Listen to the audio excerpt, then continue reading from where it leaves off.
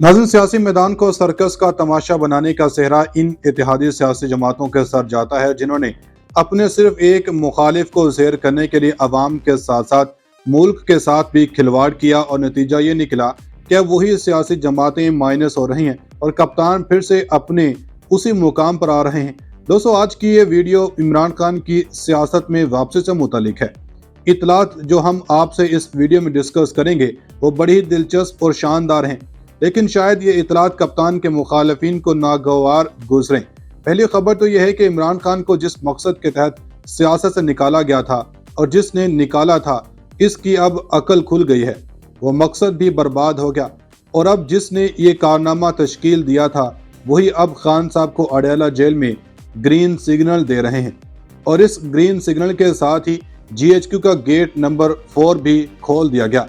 ये गेट क्यों और किस के लिए खोला गया है, इसका जवाब देने के साथ साथ कुछ ये सवालात भी आपके गोशे गुजार करेंगे कि क्या इमरान खान नए इलेक्शन में हिस्सा ले सकेंगे, शेख रशीद के सियासी मुस्तकबिल का क्या फैसला हुआ, कप्तान का कौन सा खिलाड़ी अब तरीके इंसाफ छोड़ गया है, चीफ जस्टिस काजी फायज ईसा अब कौन सी बड़ी मुश्किल में फंस गए, अहम तरीन खबरें आ गईं। नाज़रीन, PDM नामी चूंचों के मुरब्बे ने इमरान खान को पार्टी समेत पाकिस्तानी सियासत से निकालने के लिए हर जायज़ और नाजायज़ हरबा इस्तेमाल किया, लेकिन हासिल वसूल कुछ भी नहीं कर सकी।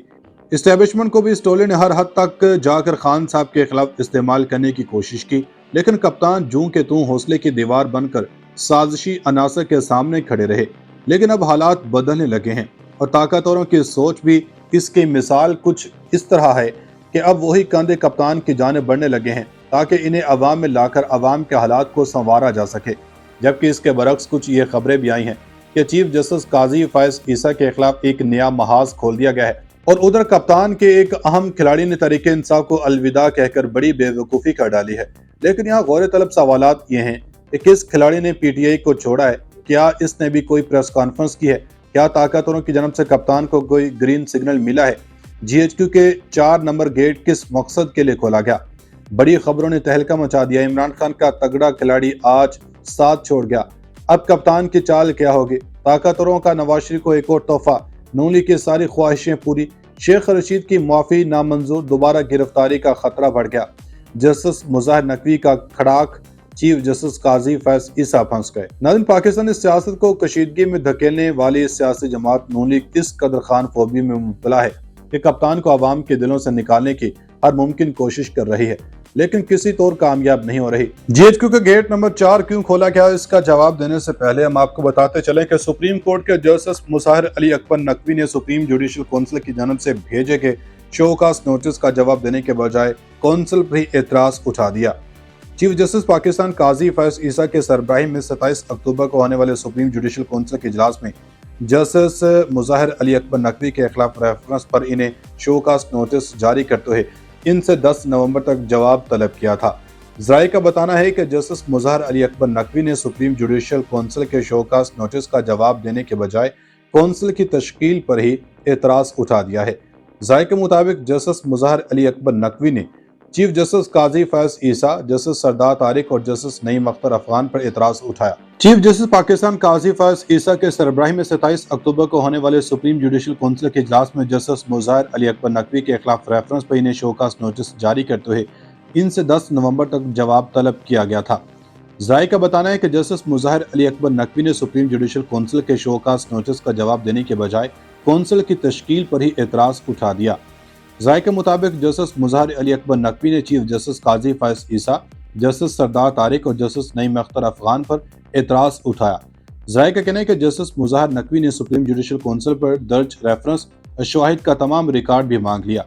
जस्टिस मुज़ाहिर अली अकबर नकवी का यह भी कहना है कि शोकास नोटिस में कोई इल्ज़ाम आयद नहीं किया गया। शोकास के साथ मुंसलिक 10 शिकायत में गैर संजीदा इल्ज़ामात हैं जिनके शवाहिद भी मौजूद नहीं।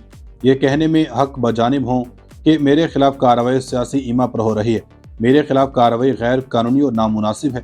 इनका कहना है कि जस्टिस सरदार तारिक मसूद पहले ही मेरे खिलाफ रेफरेंस पर कानूनी राय दे चुके हैं, जस्टिस सरदार तारिक मसूद ने जस्टिस इरफान सआदत की हल्फ बर्दारी तकरीब में सहाफ़ियों से मुलाकात में मेरे बारे में तज़हीक अमेज़ गुफ्तगू की। मेरे खिलाफ तमाम शिकायत फजूल और मफरूज़ों पर मबनी होने की बुनियाद पर मुस्तरद की जाए। नाज़रीन, अब आपको जरा इमरान खान के दो खिलाड़ियों के सियासी अहवाल से मुतल्लिक बता दें जो एक तो तहरीक इंसाफ का साथ छोड़ चुके हैं और एक को अब दोबारा से गिरफ्तार किया जाने वाला है। मीडिया रिपोर्ट्स के मुताबिक साबिक वज़ीर दाखिला शेख रशीद अहमद को 9 मई के 13 मुकदमात में मुलज़िम नामज़द कर दिया गया। स्पेशल जज इंसदादी दहशतगर्दी रावलपिंडी ने शेख रशीद और राशिद शफीक को मजीद 4 मुकदमात में अबूरी जमानतें ज़ाती मचलकों पर मंजूर कर ली। जुमा को शेख रशीद और राशिद शफीक सरदार अब्दुल रज़ाक खान एडवोकेट के हमरा अदालत में पेश हुए।